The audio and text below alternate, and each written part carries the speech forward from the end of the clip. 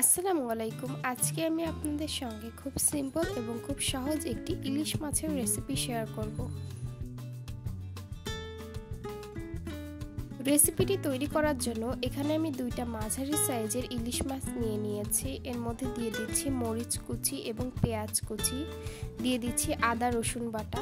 এখানে আমি 2 টেবিল চামচ আদা রসুন বাটা এবং 1 টেবিল চামচ জিরা বাটা দিয়েছি এবং দিয়ে দিচ্ছি হাফ টেবিল চামচ হলুদের গুঁড়ো, হাফ টেবিল চামচ ধনে গুঁড়ো এবং হাফ টেবিল চামচ মরিচের গুঁড়ো। এখানে আমি রান্নার তেল দিয়ে দিচ্ছি 1/3 কাপ। এবার সব উপকরণগুলোকে ভালোভাবে হাত দিয়ে মাখিয়ে নিব। এই রেসিপিটা তৈরি করতে 10 থেকে 15 মিনিটের মতো সময় লাগে, তবে এটি অল্প সময়ে তৈরি করা গেলেও খেতে কিন্তু দারুণ সুস্বাদু হয়। এই রেসিপিটাতে ইলিশ মাছের আসল স্বাদটা পাওয়া যায়। এই পর্যায়ে আমি পরিমাণ মতো পানি দিয়ে এটাকে চুলায় বসিয়ে দিব। আপনারা যে যতটুকু ঝোল রাখতে চান সেই পরিমাণে পানি দিবেন।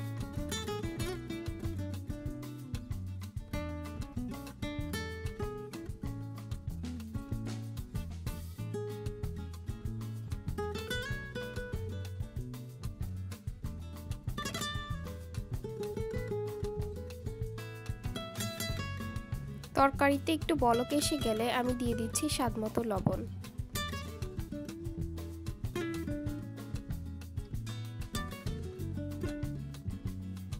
এবার 10 মিনিটের মতো রান্না করে নিলেই রেডি আজকে আমার এই সিম্পল ইলিশ মাছের রেসিপিটি। যারা কখনো এভাবে রান্না করেননি তারা একবার হলেও রেসিপিটি ট্রাই করে দেখবেন। আশা করি আমার আজকের রেসিপিটি আপনাদের কাছে ভালো লেগেছে। যদি রেসিপিটি ভালো লেগে থাকে তাহলে অবশ্যই লাইক কমেন্ট করতে ভুলবেন না। আর আমার চ্যানেল নতুন হয়ে থাকলে চ্যানেলটিকে সাবস্ক্রাইব করে পাশে থাকবেন। আর যারা ফেসবুক পেজে নতুন অবশ্যই পেজটিকে ফলো দিয়ে পাশে থাকবেন। আজকের মতো এখানেই বিদায় নিচ্ছি। আল্লাহ হাফেজ।